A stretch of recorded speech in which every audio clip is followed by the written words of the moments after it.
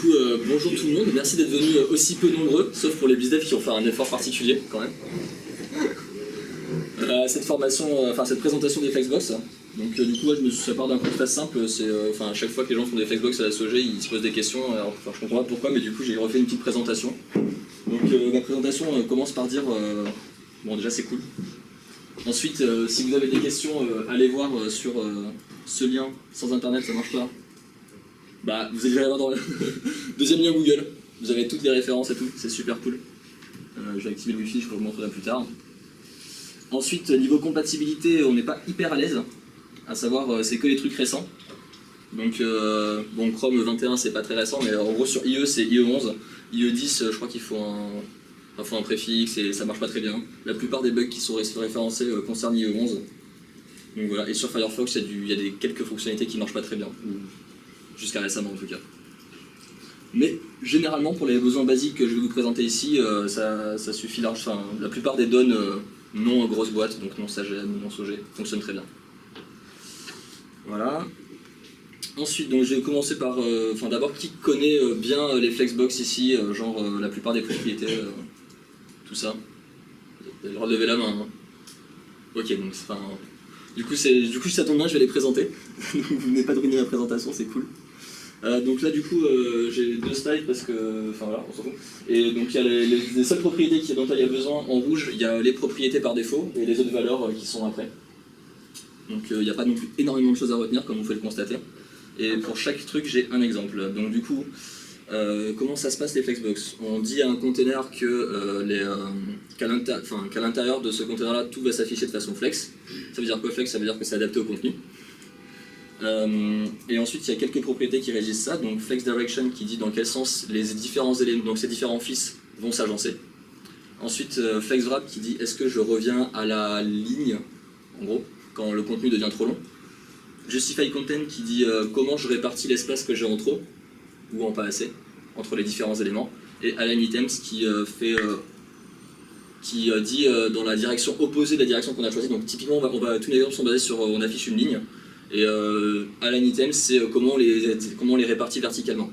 Voilà. Du coup, les exemples qu'on attend tous.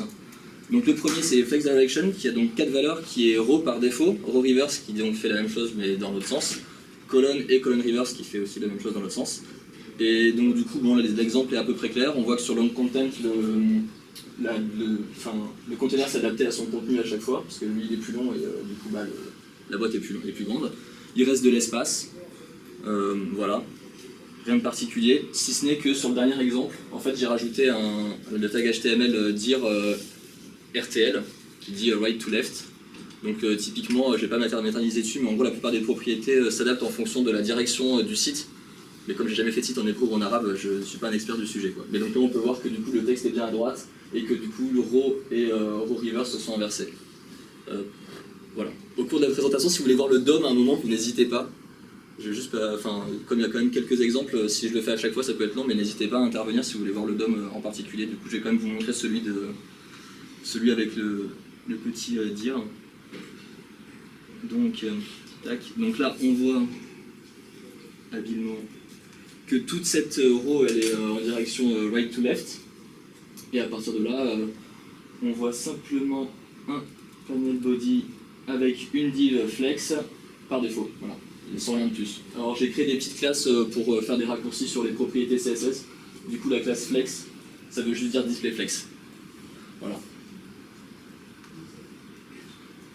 Donc voilà pour cet exemple next. Ensuite on a flex wrap, donc ça c'est lorsque le contenu est trop grand par rapport à la taille d'une ligne. Par défaut, Flex va chercher du coup à réduire la taille de chaque élément. Donc c'est pour ça qu'ici on voit qu'il est passé à la ligne et que les divs sont plus courtes que sur les exemples d'après. Alors que sur l'exemple d'après, chaque div occupe l'espace dont elle a besoin, donc le texte est sur une seule ligne. Et quand il n'y a plus d'espace dans le container Flex, le élément suivant passe à la suite. Et il y a aussi wrap reverse que je n'ai jamais utilisé parce que ça donne un résultat qui me paraît complètement incongru. Mais c'est bon à savoir que ça existe. Donc voilà, et si... Bon là il n'y a pas de taille où ça matche le contenu, donc du coup on voit pas que c'est aligné, mais on voit pas que ça reste sur la même ligne. Est-ce que FlexWrap c'est clair pour tout le monde? Je pense, voilà. Maintenant, justify content, donc élément un peu plus intéressant. Élément un peu plus foiré. Ah non, c'est bon. J'étais parti sur line items, tout ça. Donc là, on a un flex, donc par défaut, bon, il est en flex stretch, blablabla. On peut aligner, on peut choisir de répartir les éléments sur la ligne, qui du coup, le container flex, lui, prend toute la place. Hop, je vous montre le DOM, tout ça. Donc on voit que le container flex prend l'ensemble de l'espace qui est disponible dans le panel. Par contre, ces enfants, eux, prennent que la place dont ils ont besoin. Et j'ai dit que donc, le justify content sert à dire où est-ce qu'ils vont. Donc là, en l'occurrence, c'est ils vont au début. Pour celui-ci, c'est ils vont à la fin. Là, ils sont tous au centre. Et ensuite, on peut choisir de répartir l'espace, non pas à la fin ou au début, mais entre les éléments ou autour des éléments. Et donc ici, on a, typiquement sur Space Around, on a si on a 3 éléments, on a 6 parts d'espace libre qui sont répartis entre chaque élément. Donc là, on a... Donc c'est à cause du padding qu'on voit pas bien. Mais il y a 2 fois plus d'espace. Il y a 2 fois plus d'espace entre 2 éléments que sur les bords du flex. Voilà, pour être clair.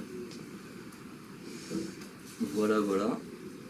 Ensuite, Align Items, qui est une des propriétés les plus intéressantes, je pense. Donc, il y a 5 valeurs. Par défaut, c'est stretch. Donc, ça permet de faire des colonnes qui ont une hauteur de 100% de leurs parents assez facilement. Donc, comme on peut voir, celle-ci, du coup, elle a beaucoup de contenu, donc elle est plus grande. Elle passe à la ligne parce qu'elle ne peut pas réduire le contenu de ses 2 voisines. Enfin, parce que les 2 voisines sont là et elles prennent leur place.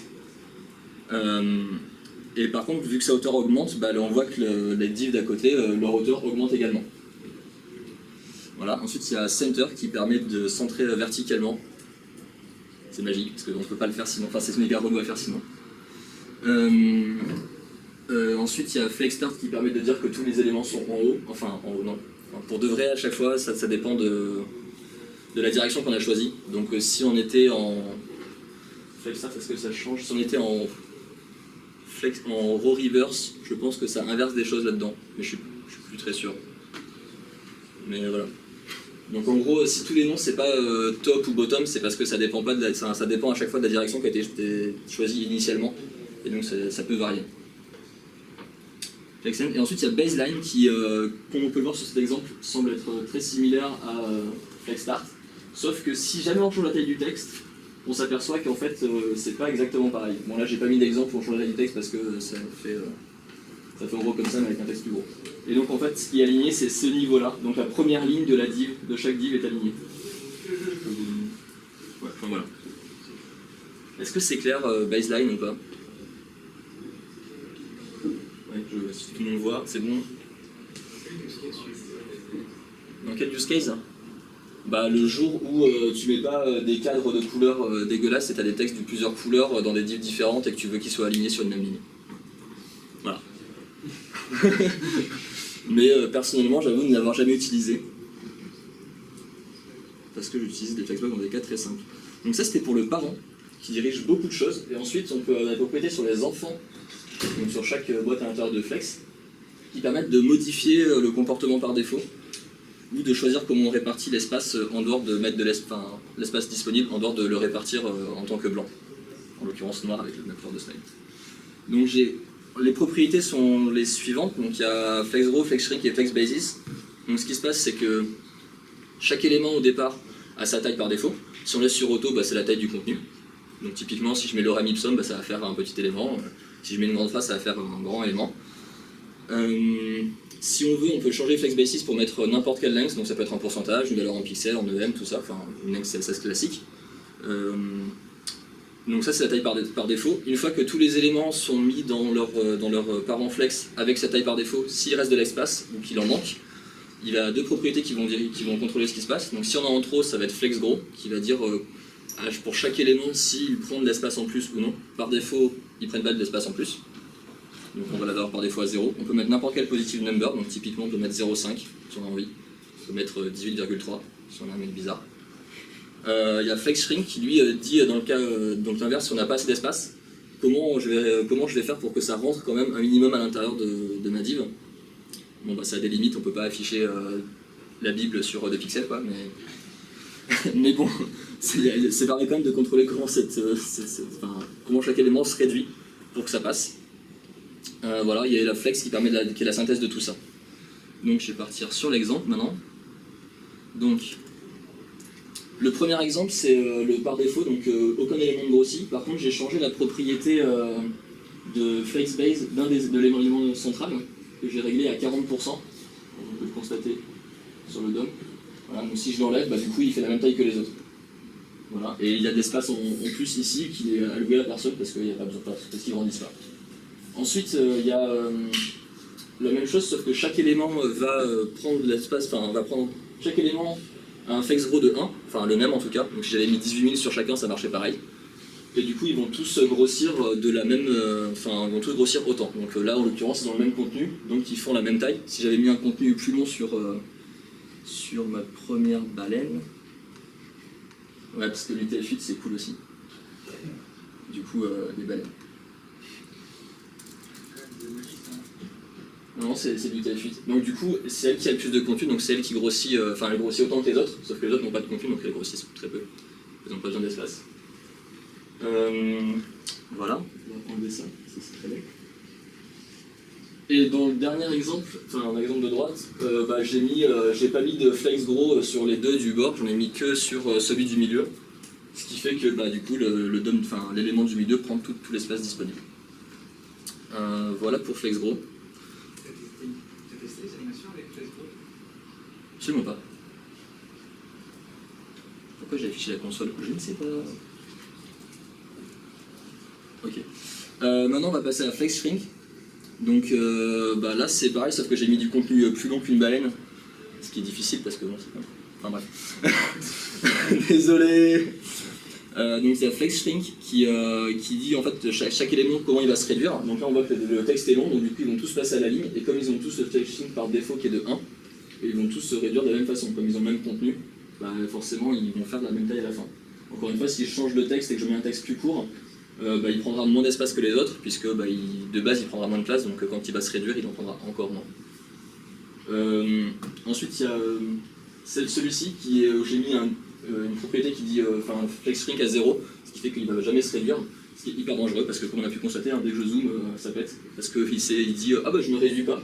Bon ok très bien, je m'affiche à la suite et du coup on a un overflow. Ce qui peut être voulu mais il faut penser à le gérer, donc c'est pas la propriété, c'est une propriété relativement dangereuse dans le design, il faut faire attention aux tailles minimales avec cette propriété. Et ensuite il y a l'exemple du milieu où celui du milieu n'a pas la valeur par défaut à 1 mais une valeur à 0,5.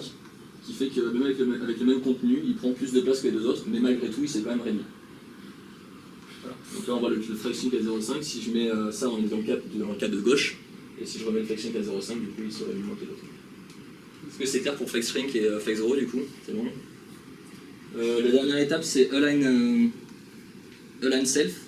Donc ça permet de contrôler ça permet d'overrider le comportement du parent qui dit comment les éléments se répartissent entre eux. J'ai mis un exemple ici. Donc par défaut c'est stretch, lui j'ai rien mis, mais lui par contre je lui ai dit flex start sur lui-même, donc flex align start, et là je lui ai mis center, ce qui fait qu'on peut changer l'alignement, ce qui est très appréciable si on veut qu'ils soient tous en haut sauf un élément pour une raison qui doit être affiché en bas, parce que c'est un petit bouton à la fin ou je ne sais pas. Voilà. Et maintenant la partie un peu plus intéressante qui consiste, il y a une propriété order dont je reparlerai plus tard parce que je m'en suis quasiment jamais servi. La partie un peu intéressante, c'est dans quel cas on s'en sert. Au quotidien, les exemples les plus simples, c'est comment remplacer un pull right. Donc un pull right, si on n'a qu'une seule ligne et qu'on met pull right, l'exemple du haut marche plutôt bien, c'est pas trop moche. Si la ligne devient trop longue parce que en fait, c'est une donnée dynamique, donc un texte qui vient du user, d'un coup ça pète. Donc là, on va falloir trouver des astuces et tout, ça devient pénible. Si on fait la même chose en flex, le premier exemple est toujours aussi beau, voire un peu mieux parce que j'ai rajouté un vertical line au milieu, et s'il est sur plusieurs lignes, ça fonctionne très bien également. Donc voilà, donc pour remplacer le pull right, c'est idéal. Je vous montre le DOM très rapidement. Tu peux aligner le texte du coup en vers le haut, si tu mets du Ouais, donc là en fait j'ai mis un center ici là, tac, si j'enlève cette classe, je mets que flex, parce que si j'enlève flex ça va pas le faire. Voilà. Donc par défaut il est en haut, j'avais rajouté une classe pour dire qu'il était centré, mais tu peux le mettre en haut si tu veux, sans problème. Donc du coup là on voit le DOM qui est pas très compliqué, donc j'ai mis flex, le flex c'est item center pour dire que c'était centré mais c'est pas nécessaire, Et j'ai seulement mis que le premier, il prenait tout l'espace disponible. Ce qui permet, c'est le même DOM pour les deux exemples, sauf que c'est pas le même texte. Donc voilà. Donc ne faites plus de pull right s'il vous plaît, si votre définition du DOM le permet. C'est vraiment plus simple de rester dans le bon cadre CSS de j'empile des boîtes et à la fin ça fait un truc. Ensuite, l'alignement vertical. Bon bah, le grand souci du développeur. Hein. Donc si on le fait avec un pull right, bon bah de base c'est pas aligné, on sait. Si on fait la petite astuce de mon texte est sur une ligne, du coup je mets la height, c'est la même chose que la line height, et du coup bah, ça fait qu'il est aligné, c'est magnifique. Par contre là on peut faire la même chose en flex, on voit pas la différence, c'est génial. Par contre en flex on peut aussi le faire s'il y a plein de lignes. Alors que si je mets un truc align avec plein de lignes ici, ça va péter vu que c'est la line qui a changé. Vous êtes tous convaincus ou vous voulez voir le DOM? C'est bon, vous êtes convaincus, hein, je pense. Quoi?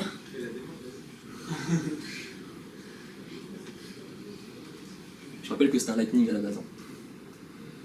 Donc si j'enlève le line 8, il est pété. Si je laisse le line 8 mais que je mets du texte, bon bah là du coup on voit que ça n'a plus aucun rapport avec ce qu'on voulait à la base. Je pense que c'est à peu près clair pour tout le monde. On va faire le même genre de manipulation saugrenue sur celui du flex. J'espère que j'ai pas fait n'importe quoi. Et voilà. Du coup là il prend de la place, big element passe à la ligne parce qu'il a plus de place pour rester sur une ligne. On pourrait changer en mettant un no shrink par exemple. Enfin en mettant un shrink à 0. Et ça reste aligné par contre. Voilà, donc pas d'effet de mode, désolé.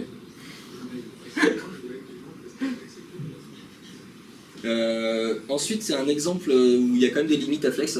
Donc typiquement, un jour j'ai eu besoin de mettre 5 boutons. Donc évidemment, j'ai pas pu le faire avec la grille Bootstrap et en 12, hein, sinon ça foire. Hein. Voilà. J'ai challengé mon peu pour lui dire non, mais 4 boutons c'est mieux, il m'a dit non.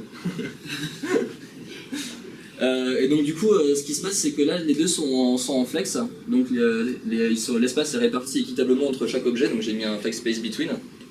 C'est trop bien, j'ai mis un flex wrap pour que quand ça se réduise, ça revienne à la ligne. Donc là, je reviens à la ligne. Donc du coup, on voit que quand il n'y a pas d'espace, c'est marrant, j'avais pas prévu cet effet, mais enfin, quand il n'y a pas d'espace, les deux, enfin c'est sur 2 colonnes, tout va bien. Bon, je pense que ça va foirer. J'aurais quitté le plein écran pour redimensionner ma fenêtre, hein, vous m'excusez. Et par contre, là donc 4, tout va bien, il est bien à la ligne.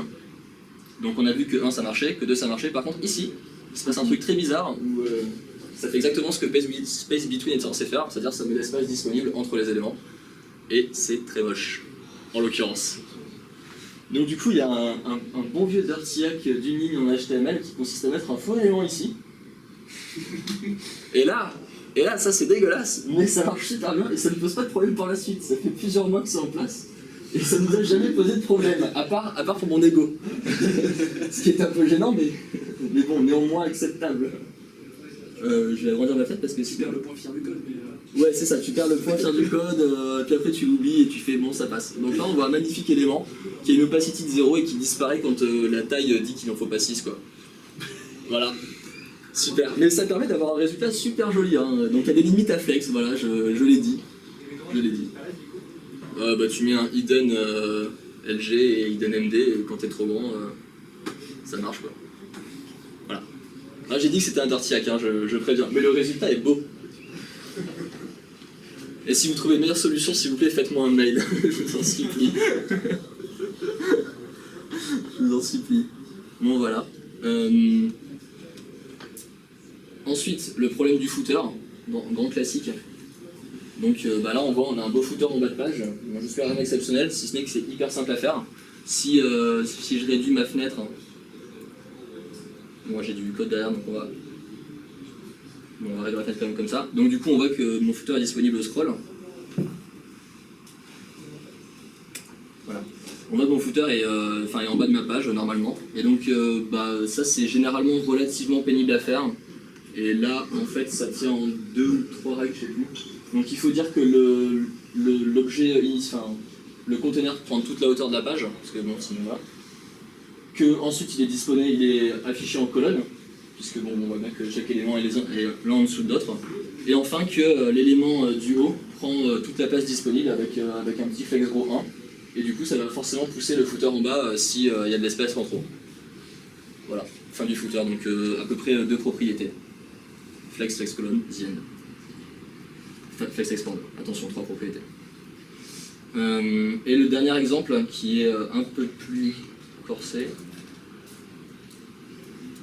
Donc un layout avec deux colonnes de taille différentes qui s'adaptent au contenu. Donc là, si je change le texte le plus long, ma colonne va grandir. C'est le principe de flex, quoi. Tac. Voilà. Et ensuite l'espace au centre qui est donc ma fenêtre principale qui prend tout l'espace disponible. Si jamais je réduis en hauteur, j'ai le scroll qui apparaît sur ma colonne. Ce qui permet d'avoir des menus de boutons qui sont décorés du contenu au centre, ce qui peut être sympa. Et surtout, si je réduis en largeur, il y a un moment où j'ai plus la place sur mes colonnes, du coup je peux dire assez facilement que chaque menu est en haut et en bas, et qu'il y a un scroll dessus. Et donc je vous avais parlé d'une propriété flex order à un moment, donc j'ai juste mis une illustration ici pour dire qu'elle existait. On voit l'élément this could be translated en troisième position, et lorsque je suis en format plutôt mobile, je l'ai mis en première position grâce à la propriété order qui se trouve quelque part. Donc j'ai mis order et c'est pas cool ce qu'il me fait. Pas me la mettre en premier, franchement, manque de respect quoi. Voilà. Donc quand on est en réduit avec les media query, on est en order -1, donc il va avant tous les éléments parce que la valeur par défaut c'est 0. Et tous les éléments équivalents sont dans l'ordre du DOM. Voilà. Donc c'est quelque chose qu'on peut faire, mais j'avoue que je l'ai jamais utilisé. Mais c'est quand même plutôt cool si on veut changer le layout d'une page. Donc typiquement, l'exemple classique c'est j'ai un header, un side, un main content, un autre side et un footer. Quand je suis en mobile, j'ai pas envie d'avoir mes deux sides, je veux que ça fasse header, content, side, footer. Et du coup, faut changer l'ordre du premier side pour faire ça par exemple. Donc ça permet de faire ce genre de choses, mais... Et du coup là, pour que ça passe mobile, tu as fait deux... Donc du coup, ouais, là il y a pas mal de... Là pour le coup, ça demande quand même plus de DOM, donc du coup j'ai le flex par défaut, donc qui est le container global, donc chaque élément est en ligne. Par contre, j'ai dit que quand je passais à une certaine taille, donc là en XS, ça s'affichait en colonne. Donc du coup, le contenu de la page s'inverse complètement, et il faut faire la même chose sur chacun des éléments du côté, pour dire que lorsqu'ils sont, donc par défaut, il faut dire qu'ils sont en colonne, et que lorsque la taille est trop petite, ils viennent en ligne. Et une fois qu'on a tout inversé, c'est bon. Donc c'est relativement lourd, mais vu l'exemple que ça reste quand même tout à fait raisonnable. Voilà, c'était tout. Bon, j'espère que la première partie vous a pas trop ennuyé et que la deuxième partie vous a montré des trucs cool.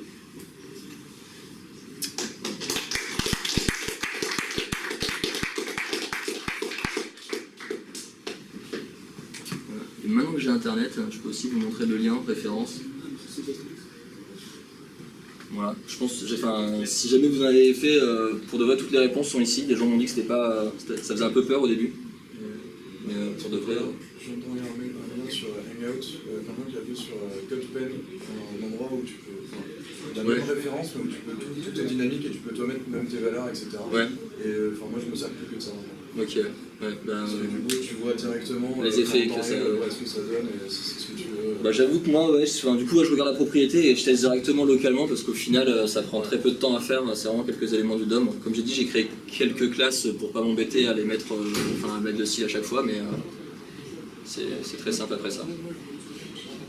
Voilà. Ça se marie bien avec Bootstrap, il n'y a pas trop... Bootstrap 4, oui, donc là, du coup, comme tu as vu, là je suis en pur HTML, CSS et j'ai mis Bootstrap avec des panels et ça marche très bien. Et Bootstrap 4 va être fait avec des Flexbox, je sais pas à quel point ils vont tout faire avec ou pas, mais ouais, c'est pour faire du layout de page, c'est censé être bien. Le seul inconvénient, c'est que, comme j'ai dit, ça commence par calculer la taille par défaut et après répartir l'espace. Et si ton chargement est trop long, potentiellement tu vas avoir ton layout qui va changer en cours de route, ça peut faire des petits effets comme ça. Est-ce que c'est un fichier CSS ou il y a un fichier JS au côté? Non, il n'y a pas de JS là, c'est du pur CSS. Moi j'ai pas un fichier JS dans mon file machin. Est-ce que tu as vu sur le fait qu'à l'épisode, pour utiliser une Flexbox pour le layout? Ouais, c'est ce que j'ai dit, si ton contenu met trop de temps à charger, ça répartit l'espace et ça fait des effets assez moches quand c'est lent. Donc c'est vraiment pour des idées. Moi, ouais. Donc là on a la partie, mon dernier exemple est sur un gros layout, mais sur les 3 propriétés parce que c'était le seul moyen qu'on avait trouvé. Mais sinon, le truc que j'utilise vraiment au quotidien, c'est le vertical align, où là c'est un petit bloc, et le pull right que tu changes en mettant du flex expand. Ça, c'est des petits éléments par-ci par-là qui vivent à l'intérieur de leur bootstrap d'avant sans problème. Je pense qu'on peut probablement faire des choses beaucoup plus avancées avec des flexbox, mais rien que ça, déjà, ça améliore le quotidien d'un développeur qui aime le back et pas le front. D'autres questions? Non? Bon bah, c'est bon. Merci.